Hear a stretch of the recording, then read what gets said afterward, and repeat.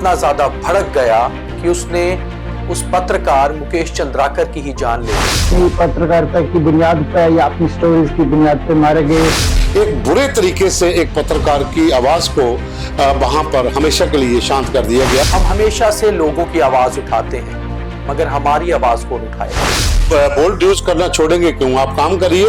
मेरे साथ ऐसे कम से कम 10 वाक़यात ऐसे हुए हैं, किसी एक वाक़ये में भी कोई कार्रवाई नहीं हुई है कभी भी। हमारा काम है देश को खबरें दिखाना, हम पत्रकार हैं। मगर कई बार ऐसा होता है कि पत्रकार खुद ही एक बड़ी खबर बन जाते हैं। ऐसा ही हुआ 1 जनवरी 2025 को, जब छत्तीसगढ़ के एक पत्रकार मुकेश चंद्राकर का बेरहमी से कत्ल कर दिया गया और उसके बाद उनके शव को एक सेप्टिक टैंक में डाल दिया गया। 3 दिन के बाद जब यह रहस्य खुला तो पूरे देश के रोंगटे खड़े कर देने वाली कहानी थी। आखिर मुकेश चंद्राकर की गलती क्या थी? महज एक खबर करना, एक स्कैम को उजागर करना, मगर इस स्कैम के पीछे का जो एक्यूज था, एक कॉन्ट्रैक्टर, एक ठेकेदार, वो इतना ज्यादा भड़क गया कि उसने उस पत्रकार मुकेश चंद्राकर की ही जान ले ली। ना केवल जान ली, बल्कि उसके शव को इस तरह से बेरहमी से जो है सेप्टिक टैंक में डाल दिया कि जिस डॉक्टर ने पोस्टमार्टम किया उन्होंने भी कहा कि मैंने अपने 12 साल के करियर में ऐसा शव नहीं देखा है, ऐसा कत्ल नहीं देखा है। हम खुद भी पत्रकार हैं, हम हमेशा से लोगों की आवाज उठाते हैं, मगर हमारी आवाज कौन उठाएगा? और कई बार हमारी आवाज के ऊपर ही धमकियां भी आती हैं, मगर हम फिर भी अपनी आवाज जनता तक और सरकार तक पहुंचाते रहेंगे। मेरे साथ मेरे 2 साथी पत्रकार जुड़े हुए हैं। जम्मू से पवन शर्मा और कश्मीर से हैं अहमद अली फयाज साहब। बात करेंगे आज, is Mukesh Chandrakar's gruesome murder is attack on transparent journalism? क्या मुकेश चंद्राकर की जो हत्या है ये एक पारदर्शी पत्रकारिता पर हमला है या फिर महज एक घटना है? सबसे पहले फयाज साहब के पास चलते हैं। फयाज साहब, कश्मीर में करीबन 3 दशकों से आप पत्रकारिता कर रहे हैं, फॉर लास्ट 3 डेकेड्स। बहुत सारी खबरें आपने भी की होंगी जिनसे कहीं ना कहीं किसी ना किसी को तकलीफ हुई होगी। क्या कभी ऐसी घटना कश्मीर में हुई जहां एक पत्रकार के साथ ऐसा हुआ, या कभी आपको कोई खबर करते हुए डर लगा? ये बताइए। कश्मीर में पिछले 35 साल के दौरान तकरीबन 17-18 के करीब जर्नलिस्ट मारे गए हैं जब से मिलिटेंसी वहां पे शुरू हुई है। इसमें हम ये कह सकते हैं कि इनमें कई लोग ऐसे हैं जो अपनी पत्रकारिता की बुनियाद पर या अपनी स्टोरीज की बुनियाद पर मारे गए, या अपने विचार उनके जो थे, उनकी आइडियोलॉजी थी, उसकी वजह से मारे गए। कुछ लोग ऐसे भी हैं जो किसी दूसरी वजह से, मिसाल के तौर पर किसी के साथ कोई जाती दुश्मनी या कोई और वाक़या जिसका पत्रकारिता के साथ एसेंशियली ताल्लुक नहीं है, इस किस्म के भी वाक़यात वहां पे हुए हैं। हालांकि तहकीकात अच्छी तरह से नहीं हो पाई हैं इन सारे मामलात की, लेकिन ये बात है कि ये जो खौफ रहता है ताकतवर लोगों के हाथों मरने का, वो कॉन्फ्लिक्ट एरियाज में, जैसे कि कश्मीर है या जम्मू के भी कुछ एरियाज हैं, वहां पे ये बहुत ज्यादा रहता है। जब आप किसी ऐसी चीज को एक्सपोज करते हैं जहां पे ताकतवर लोग एक्सपोज हो जाते हैं, उनके लिए खतरा पैदा कर लेते हैं, तो इस किस्म की वारदातें हर जगह हुई हैं, कश्मीर में भी हुई हैं। पवन जी, आपसे मैं जानना चाहूंगा, 25 साल से ज्यादा समय आपको भी पत्रकारिता में हो गया। आपने प्रिंट से लेकर इलेक्ट्रॉनिक और डिजिटल तक काम किया, बहुत सारी खबरों को भी उजागर किया होगा। क्या मुकेश चंद्राकर की जो हत्या हुई है ये पारदर्शी पत्रकारिता पर हमला है? एक तो ये सवाल। दूसरा ये, क्या आपने कोई ऐसा एक्सपीरियंस किया जब आपको कोई खबर करते हुए ये लगा होगा कि कहीं ना कहीं आपकी भी जान खतरे में है? देखिए, मैं आंकड़ों की बात करूंगा। 2022 में 50% वृद्धि हुई थी पत्रकारों पर हमलों की जी। अगर हम बात करते हैं 2019 से लेके 22 तक, वहां पर एकाएक बढ़े थे। उसके बाद 23 में कम हुए, 24 में कम हुए। लेकिन 24 में एक ऐसी घटना जो नए साल के दिन जब ये मुकेश वाली जो आई है, इसने सबको झकझोर के रख दिया है, क्योंकि एक बुरे तरीके से एक पत्रकार की आवाज को वहां पर हमेशा के लिए शांत कर दिया गया। और जैसा आपने पहले कहा कि डॉक्टर भी रोया था शव को देखकर, तो ये इंसिडेंट जो है ये आज नहीं हो रहे हैं, ये पहले भी हो रहे हैं। पहले भी बहुत ज्यादा 258 केस जो है वो दर्ज हो चुके थे 2022 तक, जो हमले हुए थे पत्रकारों के ऊपर।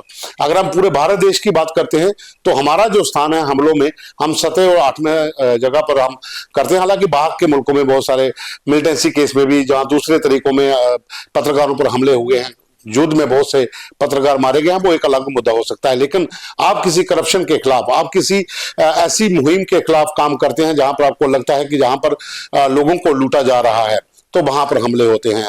छत्तीसगढ़ में पहले भी एक बार हमला हुआ था, जब एक चिट फंड कंपनी के खिलाफ एक रिपोर्टर ने खबर की थी, तो उसको अगवा कर लिया गया था और उसको बहुत मारा गया था, हालांकि उसकी जान बच गई थी। महाराष्ट्र के नासिक में हमला हुआ था, आंध्र प्रदेश के भीतर हमले हुए हैं, पंजाब के भीतर हमले हुए हैं। जम्मू में अगर अपनी बात मैं करता हूं तो मुझे काफी समय हो गया है, और खास करके मैं रूरल एरिया की बहुत ज्यादा खबरें दैनिक जागरण में भी करता था, और उसके बाद जब इलेक्ट्रॉनिक चैनल में आए तो भी हमने कई बड़ी खबरें भी की हैं जहां पर ये कुछ लोग ऐसे बेनकाब भी होते हैं। लेकिन छुटपुट घटनाएं हुई, किसी ने जान से मारने की धमकी तक नहीं दी है। हालांकि थोड़ा बहुत वो चलता है, इतना हुआ जिसको अगर कहे तो कॉम्प्रोमाइज हो गया। हालांकि 1-2 जगह के ऊपर एक केस भी दर्ज हुआ, वो केस भी बाद में सेटल हो गया। हमने एक उजागर किया था कि एक मेला होता है, मेले के लिए पर्ची काटी जाती है, तो वहां सरपंच ने मामला भी दर्ज करवाया, हालांकि वो बाद में खत्म हो गया था। लेकिन इतनी बड़ी वारदात जम्मू कश्मीर में अभी तक नहीं हुई है कि एक पत्रकार को ही मार दो आप। हालांकि होते हैं हमले, ऐसा नहीं है कि नहीं होते हैं, छोटी मोटी घटनाएं हो जाती हैं। माइनिंग माफिया के लोग धमकी देते हैं, वाइन स्मगलर जो है वो अभी भी धमकी देते हैं, लेकिन कभी भी किसी ने आकर किसी को गोली नहीं मारी, कभी भी किसी ने आकर किसी के ऊपर तेजधार हथियार से हमला नहीं किया। 1-2 घटना हो सकती है, मैं ये नहीं मानता हूं कि नहीं होती हैं, लेकिन फिर भी हम अब बहुत ज्यादा फर्क जम्मू कश्मीर के भीतर है। हाँ, जैसा फयाज साहब कह रहे हैं कि मिलिटेंसी में पत्रकारों की जान चली गई है, इसमें कोई शक नहीं है। जम्मू में भी हमने सोडी को खोया था सांबा एनकाउंटर में, वहां पर भी उनको गोली लगी थी। तो ये इंसिडेंट होते हैं। दर्शन खजूरिया जो एनडीटीवी के कैमरामैन थे अखनूर में, उनको गोली लगी थी। मिलिटेंसी के केस को अगर हम छोड़ दें तो जो करप्शन को आप बेद काम कर रहे हो, रिश्वतखोरी के खिलाफ जहां पर कोई बड़ा घपला हुआ उसके खिलाफ आप काम कर रहे हो, तो वहां पर इस तरह का डायरेक्ट अटैक नहीं हुआ। हालांकि बीच में कुछ चीजें ऐसी होती हैं जो नॉर्मल होती हैं, पुलिस उसमें कोऑपरेट भी करती है, लेकिन डायरेक्ट अटैक कभी नहीं हुआ। फयाज साहब, आपके पास आता हूं, जो मेरा मेन थीम है यही कि मुकेश चंद्राकर की हत्या, उसका मर्डर, क्या ट्रांसपेरेंट जर्नलिज्म पे अटैक है? ये डायरेक्टली अभी तक जो हकाइक इसमें सामने आए हैं वो यही है कि उन्होंने एक स्टोरी कर ली थी जो करप्शन से रिलेटेड है। कोई रोड वहां पे बन रहा था उनके एरिया में, जिसका कॉन्ट्रैक्टर इसका अपना कजिन था, और इसने कोई स्टोरी की जो बाद में मेरे ख्याल से एनडीटीवी पे भी चली है। और उसके बाद इस पे एक तहकीकात का हुक्म दिया गया, जिसकी वजह से ये ठेकेदार जो है इसके लिए परेशानियां पैदा हो गई। तो उसके तकरीबन 2-3 दिन के बाद जो तहकीकात के मुताबिक उसने बैंक से एक रकम भी निकाली है, जिसमें भी तहकीकात चल रही है क्या वो इसी काम के लिए थी या किसी और वजह से। तो ये 24 तारीख को इसकी 24 दिसंबर को इसकी स्टोरी आई थी, तो 1 जनवरी को ये गायब हो गया। तो उसके बाद इसके भाई ने रिपोर्ट दर्ज की पुलिस में, तो फिर 3 तारीख जुम्मा को फिर इसकी लाश वहां पे बरामद हुई। पुलिस को पहले से ही शायद शक था, क्योंकि जो कॉन्ट्रैक्टर है और उसके जो 2 भाई हैं वो इधर उधर, इनको कुछ लोगों को हैदराबाद से, कुछ लोगों को बीजापुर से गिरफ्तार किया गया। तो बाद में इसकी जो स्पेशल इन्वेस्टिगेशन टीम है वो इसकी तहकीकात अभी कर ही रही है। अभी इस पे कोई कंक्लूजन निकालना मुश्किल है, लेकिन अभी तक तकरीबन हकायक यही है कि ये उसकी पत्रकारिता की वजह से ही हुआ है, इसलिए ये डायरेक्टली ये जर्नलिज्म पे एक अटैक है। अब इस बिल्कुल ये हमारी नजर में एक जर्नलिज्म पे एक अटैक है, फ्रीडम ऑफ एक्सप्रेशन पे एक अटैक है, जिसके लिए स्टेट मींस की जो सरकार होती है उसकी रिस्पॉन्सिबिलिटी होती है हर एक सिटीजन को प्रोटेक्ट करना, उनकी जिम्मेदारी बनती है। और जब भी कोई लोग ये करते हैं तो वो इस आधार पे करते हैं कि उनको ये यकीन रहता है कि मैं ये कर सकता हूँ एंड आई कैन एस्केप। उनको लग रहा है कि मैं पैसा खर्च करके या पॉलिटिकल या ब्यूरोक्रेटिक इन्फ्लुएंस इस्तेमाल करके, या पुलिस के साथ भी कनेक्शंस होते हैं कभी कभी, उसका नाजायज फायदा उठा करके या उसी बिना पे उनको यकीन रह जाता है कि मैं इससे बच निकल पाऊंगा, तो इस किस्म की वारदातें हो जाती हैं इंडिया में भी और दूसरे कई कंट्रीज में भी। जहां तक रिपोर्ट साइंस फ्रंटियर्स एक ऑर्गेनाइजेशन है जो सहाफियों की, पत्रकारों की हिफाजत के लिए और उनकी राइट्स के लिए काम करती है, उनका कहना है कि हिंदुस्तान में 3 से 4 पत्रकार अपनी पत्रकारिता की बुनियाद पे मारे जाते हैं एक साल में। इस वजह से यह एक नाजुक मुल्क करार दिया गया है इस एतबार से कि यहाँ पे जर्नलिज्म करना खतरे से खाली नहीं है, और इस केस में भी लग रहा है कि ऐसा ही हुआ है। तो जैसे फयाज साहब ने कहा पवन जी कि ये सीधा सीधा हमला है पत्रकारिता पे, जर्नलिज्म पे। पवन जी, आप एक कार्यक्रम करते हैं पिछले करीबन 2-3 महीनों से, नवी सरकार ते लोगे दे मुद्दे डोगरी में, उसमें आप लोगों के मुद्दे उजागर करते हैं और बहुत सारे मुद्दे इसी तरह के आते हैं कि सड़क बनी थी टूट गई, कहीं पर ट्यूबवेल बना था वो टूट गया। इन सारी खबरों के पीछे कुछ ना कुछ छोटे से लेकर बड़े तक कोई ना कोई स्कैम होता है। क्या आपको लगता है कि ऐसे स्कैम्स उजागर करना ही पत्रकारिता है? और शायद आप कभी इन स्पॉट्स पे जाके वो खबरें करें भी, क्योंकि आपके पास एक बड़ा डाटा इकट्ठा हो गया है। मगर जब आप ऐसी खबरें करेंगे तो कोई ना कोई ठेकेदार, कोई ना कोई अधिकारी उसके पीछे होगा। तो क्या उस अधिकारी से डरकर कभी पत्रकारिता रुकेगी, या फिर ऐसे ही आगे बढ़ते रहेंगे और कई बार फिर ऐसे बलिदान होते रहेंगे? मगर सरकारों को इस पे सोचना होगा। आप कैसे देखते हैं? देखिए, अभी तक तो कोई, मुझे लग रहा है कि हम जो कार्यक्रम कर रहे हैं उसमें 1-2 जगह पे हमने बताया था कि तारकोल का काम डाला गया था, तो वहां पर खुद विधायक पहुंचे थे और वो खबर भी हमने की थी। 2-3 जगह से ऐसी खबर की थी। एक तो ठेकेदार ने भी फोन किया था कि आपने एक साइड चला दी है, मैंने अब वो उसको ठीक कर दिया, आपने वो नहीं चलाया। तो हमने कहा आप अपना फोटो भेजिए, हम वो भी चला देंगे। तो अब इसमें सीधे तौर पर यह है कि कुछ भी हो सकता है, ऐसा नहीं है कि नहीं हो सकता, लेकिन यहाँ पर इतना डायरेक्ट नहीं हो रहा है जितना अदर स्टेट्स में होता है। मैं आपको एक वाकया बताता हूं। हिमाचल प्रदेश का ऊना डिस्ट्रिक्ट है, वहां पर एक राजेश्वर करके पत्रकार होते थे, राजेश्वर वशिष्ठ उनका नाम था। वो एक प्रिंट मीडिया के लिए काम करते थे। तो उन्होंने वहां पर एक जो गवर्नमेंट की स्कीम थी उसके तहत पानी के टैंक बन रहे थे, तो उन्होंने वहां पर एक रिपोर्ट की थी। आज से कोई 7-8 साल पहले की बात है। तो वो उस जो ठेकेदार था, तो उसने उसके खिलाफ बोला था कि मैं इसको मार दूंगा, तो इसने मेरे यहाँ पर जो वो किया है, धमकी वगैरह दी थी। तो उसने दूसरे दिन सीएम से वो शिकायत की। सीएम ने वो ठेकेदार को भी कॉल किया। उस समय अनुराग ठाकुर जी के पिता जो है धूमल, वो उस समय सीएम थे। तो ठेकेदार को भी कॉल किया और पत्रकार को भी कॉल किया। उन्होंने बोला बताइए। तो बोला सर मेरे पास ये एविडेंस है कि इसमें इतना पैसा लगना था, इतना लगा है, और ये जो सामान है ये घटिया है। तो ठेकेदार ने कहा कि मैं नया बना देता हूं। तो ठीक, उसने कहा ठीक आप नया बनाइए, तो ये पत्रकार आपकी नई स्टोरी करेगा। तो फिर वो बात दोनों की बैठ के, अगर कहा तो कॉम्प्रोमाइज हो गया। हालांकि उस ठेकेदार की पेमेंट रोक दी गई, उसके खिलाफ कार्रवाई भी हुई। लेकिन जिस तरह का ये बड़े सुर्खियों में रहा था कि आखिर एक पत्रकार की वजह से गांव के भीतर पीने का साफ पानी मिला है, और ठेकेदार ने माफी भी मांगी है। पहले वो बात गाली गलौज पे आई थी, मारने पे आ गई थी, क्योंकि वो बड़े माफिया से जुड़ा हुआ ठेकेदार था, लेकिन वो रुक गया था। हमारे यहाँ पे बहुत सोच समझ कर धमकियां मिलती हैं। अभी एक और पत्रकार हैं जम्मू में, मोहित उनका नाम है। उनको मोबाइल स्मगलिंग को लेकर एक बड़े तस्कर ने बोला था कि मैं तेरे को गोली मार दूंगा, तू घर से बाहर निकलेगा। उसने भी कंप्लेन करवाई थी। बहुत से हैं यहाँ पर इस तरह की घटनाएं होती हैं। लेकिन हाँ, यहाँ पर एक चीज और है कि जब हम खबर करते हैं, खबर करने का मतलब ये नहीं होता है कि हम उसका फॉलो अप भूल जाते हैं। उस खबर को तह तक लेके जाना है, उसको ये भी देखना है कि इसके बाद क्या हुआ। हालांकि जहां पर सरकारी जो अधिकारी होते हैं वो आपको धमकी इस तरह की नहीं दे सकते हैं कि आपको देख लेंगे। वो आप, उनके पास बहुत से तरीके होते हैं। वो अप्रोच लड़ा लेंगे, कोई लिंक ढूंढ लेंगे, भाई तुम थोड़ा सा ढीला कर लो या ये कर लो, बड़े और ऑप्शन होते हैं। जो ठेकेदार होते हैं वो भी इतनी ज्यादा धमकियां नहीं देते हैं। मीडिया का उनको पता है कि फोर्थ पिलर है तो काफी पावरफुल भी है, लेकिन कुछ जगह पे आके पत्रकारों की सुनवाई नहीं होती है। वो प्रशासन की अनदेखी है, पुलिस की कई बार मुंह मोड़ लेती है। तो इन चीजों के लिए सरकार को एक पॉलिसी लानी चाहिए, और सुरक्षा के लिए भी, और साथ में हालांकि देखो मिलिटेंसी के चलते यहाँ पर जिन जिन पत्रकारों को धमकियां आई हैं उनको सिक्योरिटी गार्ड मिले हुए हैं, उनके साथ सुरक्षा होती है। लेकिन कुछ लोग ऐसे भी हैं जो उनसे भी ज्यादा काम करते हैं, उनको ज्यादा धमकियां आती हैं, लेकिन उनकी तरफ कोई ध्यान नहीं देता है। तो सरकार को एक पॉलिसी लानी चाहिए, उसके तहत ये काम होना चाहिए। हाँ, लेकिन इतना जरूर है कि हमले एक एक करके बढ़ते जा रहे हैं। 2022 में 50% वृद्धि हुई थी, 23 में कम हुए थे, लेकिन 24 में फिर ज्यादा हुए। अब ये नया साल है, इसमें कितने होंगे इसकी कोई गारंटी नहीं है, लेकिन इस तरह के हमले होते रहेंगे। जैसे अगर आप काम सही करोगे तो होंगे, अगर आप कॉम्प्रोमाइज कर लोगे, अगर आप उस खबर को दिखाओगे नहीं, तो फिर किसी को क्या जरूरत है आपको धमकी देने की। अगर आप किसी की पोल खोलते हो तो मुसीबत। फयाज साहब, आखिरी सवाल आपसे है कि कश्मीर में टेररिज्म और ड्रग माफिया।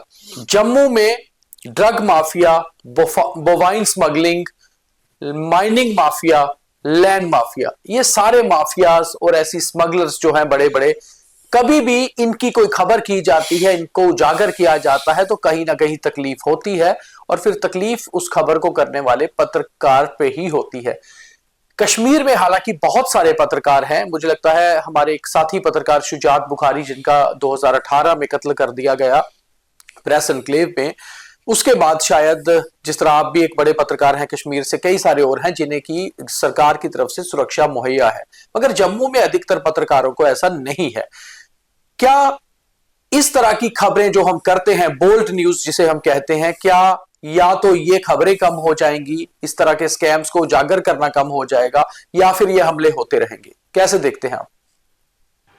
देखिए, जहां तक आपने सुरक्षा की बात की, इस तरह से नहीं होता है, ये कोई प्रिविलेज नहीं होता है, किसी स्टेटस के हिसाब से नहीं मिलता है। इसके लिए बाकायदा तौर पर एक थ्रेट परसेप्शन का, बिल्कुल मैं वही कह रहा हूँ, हाँ, जिस तरह से थ्रेट परसेप्शन रहता है उसके आधार पर ये नहीं है कि अगर यहाँ पे 1000 जर्नलिस्ट है तो सब लोगों को प्रोटेक्ट किया जाएगा। बिल्कुल, ये देखते हैं, इसके लिए बाकायदा तौर पर एजेंसीज हैं, वो एसेस करती हैं कि किसके लिए क्या खतरा है, इसके लिए क्या नहीं है। कभी ज्यादा हो जाता है तो इस हिसाब से वो बढ़ता है, कि कुछ भी नहीं रहता तो उसके बाद वो सिक्योरिटी भी विड्रॉ कर ली जाती है। ये इस पे डिपेंड करता है। बाज लोगों को ये लग रहा है कि ये सरकार की तरफ से कोई रियायत है, मराहत है लोगों के लिए, और उनको चुप कराने के लिए या करप्ट कराने के लिए, ऐसी कोई बात नहीं है। ये जर्नलिस्ट को बिल्कुल खुद भी साफ करनी चाहिए। हाँ, जिस शख्स को इस बारे में कोई थ्रेट वगैरह लगता होगा, उसको सरकारी हुकाम की नोट्स में वो बात लानी चाहिए। उसके बाद अगर वो लोग इसकी सुरक्षा के लिए कुछ नहीं करते हैं तो उसके लिए सरकार रिस्पॉन्सिबल है। अक्सर ये देखा गया है, शुजात बुखारी का आपने जिक्र किया, वो खुद एक प्रोटेक्टेड जर्नलिस्ट थे, लेकिन उसके बाद भी वो मारे गए। हमारे एरियाज में जहां पे बंदूक का कल्चर है, पिछले 35 साल से 2 लोगों के होने से आप महफूज नहीं बन सकते हैं, नहीं बन सकते। तो यहाँ पे ये सारी चीजें सरकार को देखना होती है। एक्चुअली जो सबसे इंपॉर्टेंट बात ये है, वो ये है कि जो सरकार पे इस पे रिस्पॉन्सिबिलिटीज आयद हो जाती हैं, कि मिसाल के तौर पे किसी कॉन्ट्रैक्टर ने, किसी और बेनिफिशियरी ने जो रहा होगा किसी करप्शन में, या जो आप कह रहे हैं माइनिंग में या किसी और चीज में मुलविस रहा होगा, जो खतरा भांपता है आपकी किसी स्टोरी की वजह से और आपके लिए खतरा पैदा करता है, थ्रेट्स कर लेता है, तो उसके बाद जब आप सरकार की नोट्स में लाते हैं, खासतौर से पुलिस, जो लॉ इन्फोर्समेंट एजेंसीज हैं, जिनकी जिम्मेदारी होती है कि ऐसे लोगों को वो इसकी तहकीकात करे, उनको कैफिर किरदार तक पहुंचाए, वो देखना होता है कि ये किस किस्म की कार्रवाइयां करते हैं। अक्सर ये शिकायत है यहाँ पे जम्मू कश्मीर में भी, कि इस किस्म की जो शिकायत है, जो हम लोगों को जब थ्रेट्स मिलती हैं, कुछ हो जाता है, हम लोग पुलिस या साइबर पुलिस की नोट्स में लाते हैं, लेकिन वहां से बाद में कोई रिस्पांस नहीं होता है। मैंने खुद एक कंप्लेंट किया है, तकरीबन 18-20 मेरे ख्याल से 20-21 साल पहले, अभी तक किसी ने मतलब ये जहमत गवारा नहीं कि वो मुझसे पूछ लेते इसका बयान कि हुआ क्या था। हालांकि वो बाज़ाब्ते तौर पे मारने का एक थ्रेट था और एक सीनियर ऑफिसर की तरफ से आया था। इसी तरह से बहुत सारे केसेस ऐसे हैं जहां पे ये लोग सिर्फ सुनते हैं, आपका कंप्लेंट ले लेते हैं, उसके बाद कोई कार्रवाई नहीं करते हैं। मेरे साथ ऐसे कम से कम 10 वाक़यात ऐसे हुए हैं, किसी एक वाक़े में भी कोई कार्रवाई नहीं हुई है कभी भी, और बहुत सारे लोग ऐसे भी है। ये देखना होता है कि जो जिन लोगों की जिम्मेदारी है, वो आपको किस किस्म की एक जो तहफ़्फ़ुज़ का एहसास होता है, सिक्योरिटी का सेंस, किस किस्म का सेंस ऑफ सिक्योरिटी प्रोवाइड कर लेते हैं। जब तक वो सेंस ऑफ सिक्योरिटी यहाँ नहीं होगा, जर्नलिज्म करना, खासतौर से बोल्ड जर्नलिज्म करना, ये तकरीबन नामुमकिन है। बहुत बड़ी बात कही फयाज साहब ने कि कम से कम 10 एप्लीकेशंस उन्होंने भी आज तक दी हुई है जिसमें उनको थ्रेट आया था और किसी के ऊपर भी कोई कार्रवाई नहीं हुई है। बहुत बड़ी बात है। बहुत सीरियसली सरकार को और सरकारी एजेंसीज को सोचना होगा कि कितने सुरक्षित है पत्रकार जो बोल्ड न्यूज करते हैं। और दूसरा, फयाज साहब ने जिस तरह कहा कि सेंस ऑफ सिक्योरिटी जब तक नहीं होगी, बोल्ड जर्नलिज्म नहीं होगा। पवन जी, यही चीज मैं आपसे पूछूंगा कि या तो हम बोल्ड न्यूज करना छोड़ दें या फिर अपना बलिदान देने के लिए तैयार रहें। देखिए, इसमें आप बोल्ड न्यूज करना छोड़ेंगे क्यों? आप काम करिए, बलिदान देना अगर ऐसी कोई स्थिति आती है तो गवर्नमेंट के पास रिपोर्ट, जैसे फैज साहब ने कहा कि उसके बाद कोई कार्रवाई नहीं होती, तो इसके लिए सरकार जिम्मेवार है, एजेंसी जिम्मेवार है, पुलिस जिम्मेवार है। उनको कड़ा कानून बनाना चाहिए, उनको सिक्योरिटी प्रोवाइड करवानी चाहिए। आप खबरें करिए, खबरें करने से ऐसा नहीं है कि डर के मारे आप खबर नहीं करेंगे। अगर ऐसा ही करना है तो फिर पत्रकारिता को छोड़ के कोई और काम देख लेते हैं। काम तो करते रहेंगे। हाँ, इतना जरूर है कि जब कोई ऐसी कॉल आएगी तो पुलिस जो है वो अपना काम सही तरीके से करे, एजेंसी सही तरीके से काम करे। सरकार को ऐसा कानून बनाए कि अगर कोई धमकी भी देता तो उसको भी सलाखों के पीछे भेजे और पत्रकारों को सुरक्षा भी मुहैया करवाई जाए। लेकिन ये डिपेंड करता है कि सरकार कितनी संवेदनशील के साथ आपके साथ खड़ी रहती है। तो मुकेश चंद्राकर जैसे बोल्ड जर्नलिस्ट को हमारी श्रद्धांजलि और हमारा सल्यूट। और साथ ही साथ इसमें मैं देखो एक चीज और बताता हूं। बताइए। जो मुकेश है ना, मैं आपको इसका एक वाकया बता देता हूं। आपको शायद याद होगा कि आज से 3 साल पहले 2021 में जो जम्मू का कमांडो जो थे वो वहां पर फंस गए थे। और उनका परिवार यहाँ पर दोमाना में रहता था आर्मी के साथ। तो वहां पर जब हम स्टोरी करने के लिए गए तो उनको कोई पता नहीं चल रहा था। तब मैंने बस्तर जो एक्सप्रेस न्यूज चलाता है मुकेश, इसका मैंने नंबर लिया था अपने रिपोर्टर से, फिर मैंने इससे बात की थी। तो मुकेश मुझे पल पल की जानकारी देते थे और यही उनको मोटरसाइकिल पे बाहर लेकर आए। ये पल पल करके वहां से उसने मुझे वीडियो भी भेजे थे मुकेश ने कि यहाँ पर अब इनको खाना दे दिया गया है, इनको कल इतने बजे छोड़ा जाएगा, मेरी बात हो गई है, मैं वहां पे जा रहा हूं। तो ये वो लड़का था जिसका प्रभाव उस इलाके में इतना था कि प्रशासन के साथ साथ जो नक्सलाइट्स थे वो भी इसका आदर सत्कार करते थे। हालांकि इसने कई बार सीआरपीएफ के जवानों को रेस्क्यू भी किया है जब वो इंजर्ड हो गए थे। तो इसकी वहां पर वो था कि ये बोल्ड पत्रकार था। तो मेरी उस समय इससे 2-3-4 बार बात हुई थी जब ये मामला हुआ था। तब वो जब लड़का छोड़ के आया तो उस लड़के ने जब जो घर पहुंचा था तभी उसने नाम लिया था कि वहां मुकेश ने मेरे लिए कहा था कि आपके साथ वो कांटेक्ट में था और मेरी बात भी करवाई थी। और मैंने अपने फोन से उनके घर वालों से बात भी करवाई थी कि ये वो लड़का है जिसने वहां पर इन लोगों की मदद की है। तो जम्मू के मुट्ठी दवाना के रहने वाले सीआरपीएफ के कोबरा कमांडो राकेश्वर मनहास को नक्सलाइट से छुड़ाने वाला 2021 में यही पत्रकार मुकेश चंद्राकर था। कई बार आपने इनका वीडियो भी देखा होगा, अपने मोटरसाइकिल के पीछे बिठाकर जंगल से बाहर लाना और उसके बाद घर तक सुरक्षित पहुंचाना। शायद आज राकेश्वर मनहास का परिवार सबसे अधिक याद कर रहा होगा और खुद राकेश्वर मनहास भी इस बोल्ड पत्रकार मुकेश चंद्राकर को, और हम भी सल्यूट करते हैं, श्रद्धांजलि भी देते हैं और साथ ही ये भी कहते हैं कि जर्नलिज्म तभी तक जिंदा है जब तक पत्रकार उसकी आवाज को जिंदा रखता है। और हम आपकी आवाज बनते रहेंगे, उठाते रहेंगे आवाज। सुरक्षा का काम सरकार, सरकारी एजेंसीज और पुलिस पर छोड़ते हैं, मगर जर्नलिज्म झुकेगा नहीं, आगे बढ़ता रहेगा। और ऐसा ही द न्यूज रूम 24 आवाज पर भी हम आपसे वादा करते हैं। तो आज का विचार विमर्श का ये सेंसिटिव टॉपिक, इसे जरूर लाइक और फॉलो शेयर करिएगा ताकि लोग जान पाएं कि कितनी मुश्किल परिस्थितियों में पत्रकार काम करते हैं। बहुत धन्यवाद।